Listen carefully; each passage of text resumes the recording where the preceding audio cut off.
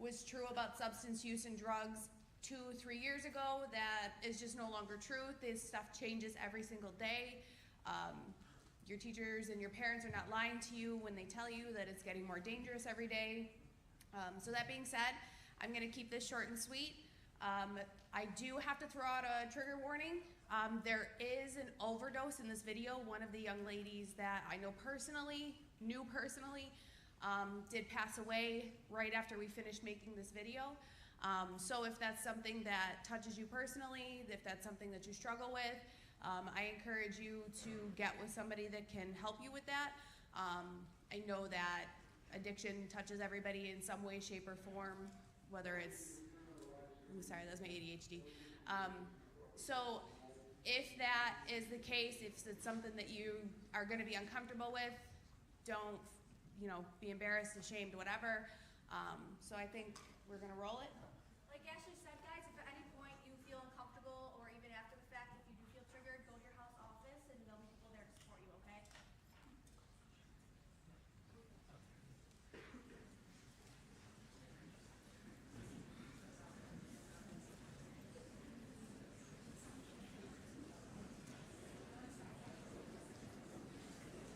Guys, your attention is appreciated.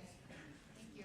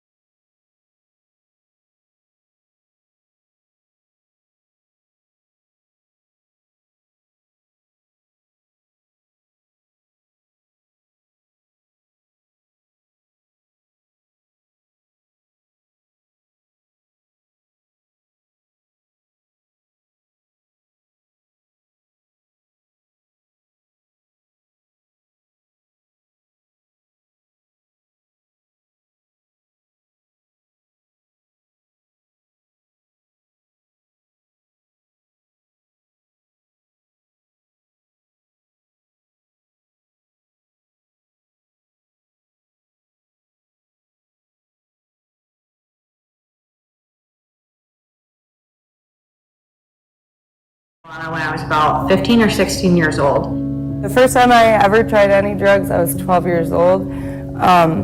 I tried marijuana and Adderall and alcohol back then. Just went down spiral so quick, and I've never even touched marijuana. I've never even touched a drug in my life, and I was only, like a month in. then time comes on and I meet my daughter's father now. And we had been going out to parties, hanging out with our friends, you know, we had been drinking here and there, not a ton, but, you know, getting drunk some nights. And he had been addicted to opiate pills. And I ended up trying these and I just never stopped. Like the second I tried them, I did them every day. So it first started with Loratabs, and then probably a month later, Opanas were around, and I woke up and I was so sick, and I had never felt this way before, and I knew right then that I was addicted to them. The drinking made it worse. That's when I got really low. That first drink I had, I didn't drink no bottle. I drank straight vodka, and I drank half a bottle a night. I would go out and I would do acid, and I would do all these things at parties, and I would get super drunk and, you know, go and drive home drunk. I mean, things that you really don't do as a normal person trying to keep other people safe, if you have any sense. I was in college and then I dropped out, and I tried to go back on 4 separate occasions, and then, because I'd get clean and then I'd want to go back to school, and then I'd start using like shortly before or shortly after the semester started, and then I just want that money, basically. I just want that refund so that I could continue to get high. So when I started taking regular Xanax, they didn't have the effect that I wanted to have. So I had to start mixing it with other opiates, and that's how I ended up getting into my mixture of Xanax and liquid morphine. And I was taking that every single day, along with the cocaine and Ativan, pretty much anything I could get my hands on, while drinking constantly every day. And I thought I was making all these friends too. I thought, oh, I'm so cool now. Like, you know, my ex isn't the only one that likes me. Like, people like me because my anxiety isn't taking over, and I can actually speak to people, and I can actually talk and connect with someone, and I'm not so weird. You know, I have this problem with my insecurities, and I'm always overthinking everything, and it stopped it. I spoke to my cousin. She had told me that heroin was cheaper, and that as long as you used the same needle or a clean needle every single time and didn't share them, that you would be fine. And so I kind of trusted that, but we had spoken many times before that, and we knew that the second that we tried heroin, that we were going to love it entirely too much, and that it was going to be our downfall. We knew that right from the beginning. In my mind, I was just 16, I was just partying. Little did I know that was leading me into a world that it would be very hard to get out of. The people that I used with through this journey, I thought were my friends, but they were nothing close to a friend. The only time we associated with each other was for drugs, or if I had drugs, or whoever had drugs, partying, whatever. It was never because they were there for me. It was never because they cared about me. It was never because of who I was. It was because whatever they wanted or I wanted. When I was using drugs, the friends I had all were just images of friends. I had myself, and at the end of the day, when I quit using, they weren't there anymore. And I think that was the loneliest part about it, was having all these people around me constantly, but knowing that when things really got real, there was only about 1 or 2 of them that I could actually talk to, if that. They want your drugs and they want your money, and unfortunately, when you get clean, you realize who is actually your friend and who's not. I lost a lot of money. I lost my dignity. You know, I really did. I went and broke into a house that I thought was abandoned, but it wasn't. I ended up getting in trouble for that. I was arrested in 2013 for possession charges, and they put me into Lackawanna drug court. I began to lose my mind. Cocaine got really expensive, so I decided the only way to get free drugs is to sell drugs, so I started to sell cocaine. And along with that, I was, like I said, really paranoid, so I started carrying a gun on me, just to not, feel a little bit safer. But really that just made me more paranoid, because I knew that I had a loaded, unregistered pistol on me at all times, and it was Dude, it drove me crazy. I had overdosed and died for 5 minutes and came back, thank God.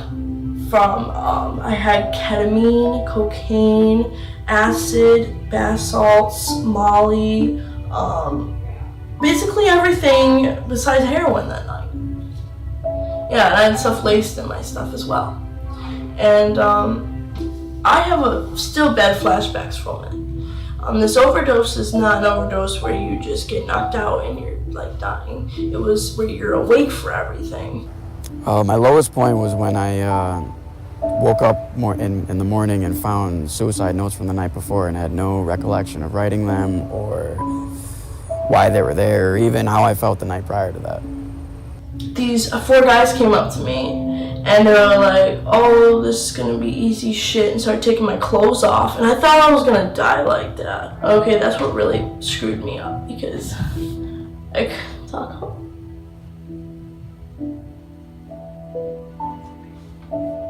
I'm shooting $300 worth of heroin a day, 20 to 50 bags a day, depending on what I'm getting.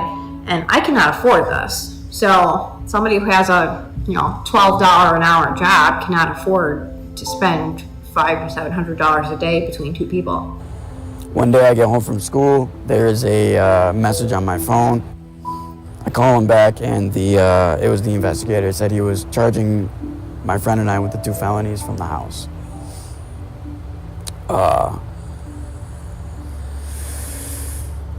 He told me to go to court. I went to court and they told me that I had to obey a curfew, pass a drug test, give breathalyzers, obey the searches, all these other things, and I didn't do any of them. I remember asking my cousin to make sure that it wasn't fentanyl, and my cousin said that he had bought from the guy before, and that's when I got the confirmation that he's been sniffing dope too every once in a while. Obviously, we were both really high, and he starts fixing the sink. I get a ride home from my aunt, and I'm like, Michael, just come over when you're done. I woke up and found out that Michael had died, and I just kind of didn't really know what to do at that point.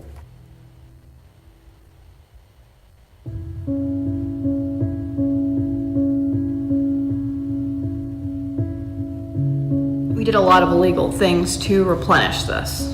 We started to do fraud checks through basically New York State. And I wrote 92 checks. This went on for 2 months. I ended up taking over $50,000. Well, eventually warrants went out because you can't just steal people's money and not go to jail, and that's what it is. And mind you, my grandmother, we stole a lot of money from my grandma through checks, and that's where the idea came from. And then we went and started going through other people, and that's when it was starting to turn into my grandma, and that's when I started hurting friends of mine. Jail was my lowest point and my highest point, because right before I got to jail, I was so broken spiritually, mentally, that I had no thought process other than drugs. And I didn't want to because it would hurt too much.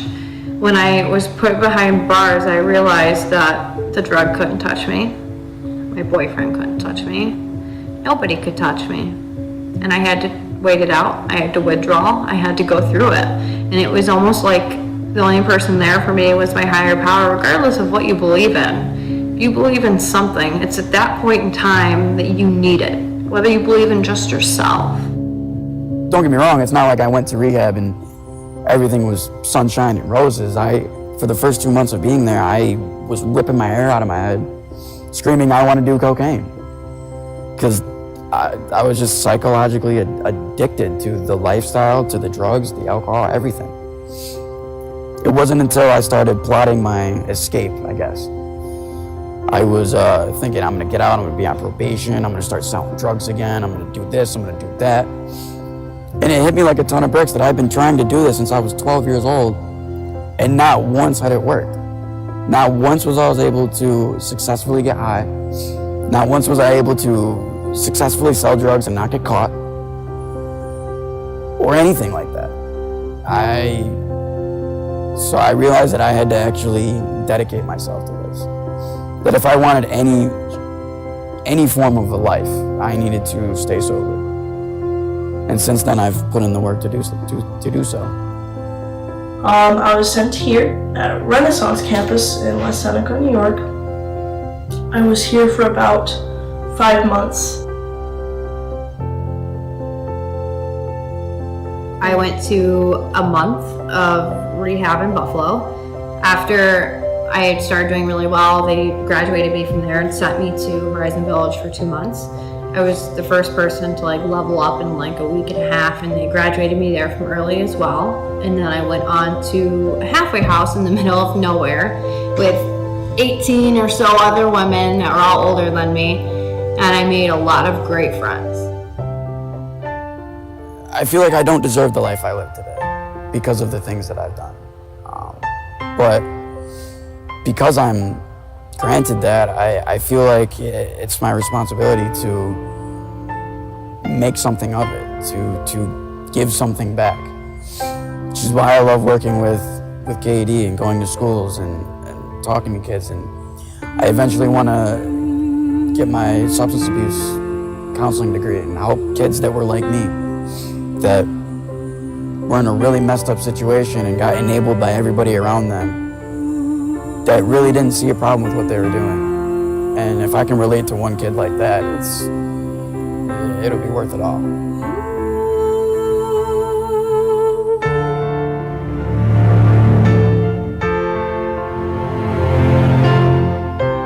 I learned who a higher power is. I learned how helping people helps you, yourself.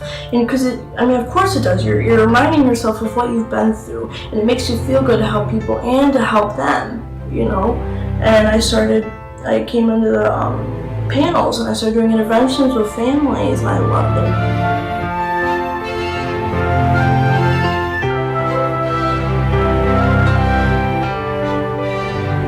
I started nursing school as soon as I got home. I had charges over my head that was being hung over me, and I called them and told them basically all the circumstances. They were very happy to have somebody going through a lot of life changes and gave me a lot of opportunity. There's so many good things, I can't even think of how many there are. I speak at schools, I do all these great things, especially with this place. After I got out of rehab, I moved in with his siblings, Tamara and Bart, and I've always been really close with them.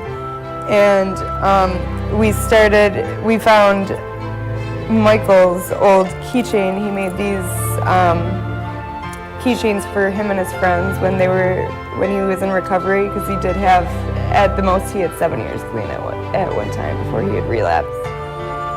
And they kind of took to a hit, and we were trying to just get the message out that we're all connected in this, no matter what. And the guys from Renaissance House are receiving these when they graduate, because it's like they have a piece of Michael with them.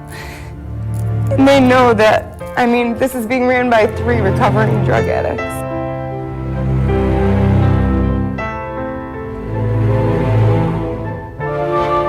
What it really came down to was I felt that I needed to be something that I wasn't.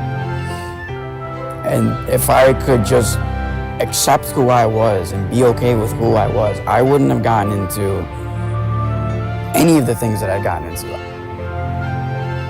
If somebody thinks that they can't happen to them, it probably will. Because I definitely didn't think any of this would ever happen to me.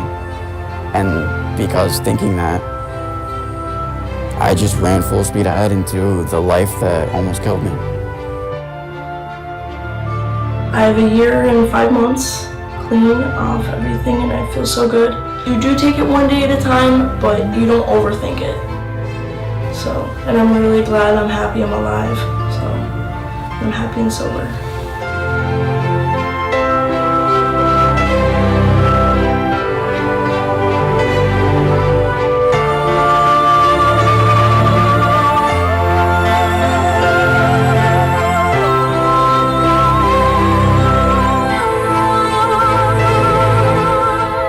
On November 21st, 2018, my sister Whitney Janes lost her life from a heroin and fentanyl overdose.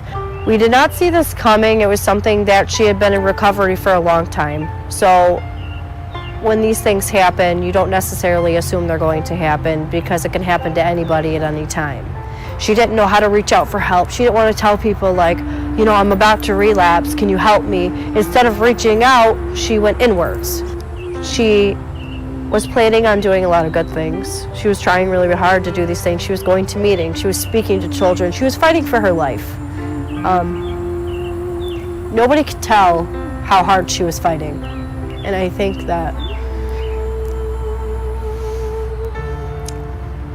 that's the part that gets us, is this disease is so cunning and baffling that we don't see people, we don't see the pain and the shame that shows up in people that are currently fighting this battle. And I think videos like this are going to teach children all around the world and teenagers that, you know, even though there is some bad things like heroin and drugs and, you know, mental illness and all those things in the world, we can overcome them if we truly believe it. Whitney was so funny. She was hilarious. She was very good with people. People loved her. Her friends loved her. She would do anything for her friends. I swear to God, it was like overboard sometimes. She just liked to have a good time, and she liked to be present in the moment. She was so strong, so beautiful, so worth it. She was my biggest fan, and I would like to say that I'm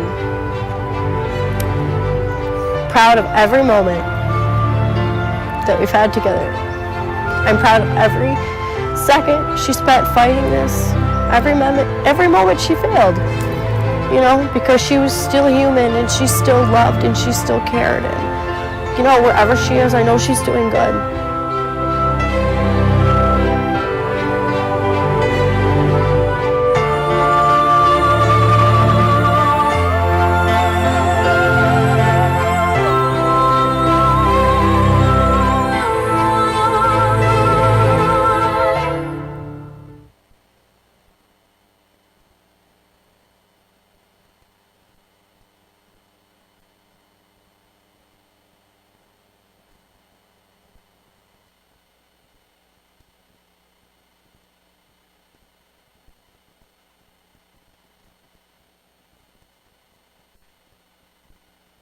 Concerns and wants to come and talk for a little bit. Thank you.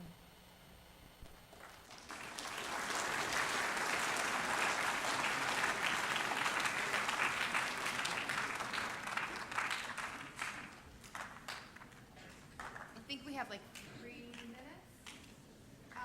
Ms. Moeller, put you on the spot. Anything for Red Ribbon Week, when that starts? You gotta go to the microphone. Let me look at my calendar. Red Ribbon Week is going to be in 2 weeks, so not next week, but the week after, and we're going to have some fun dress down days going on. And OP Wellness, our club, is working on doing some fun events and stuff. Yeah. Okay, you guys are dismissed. Thank you.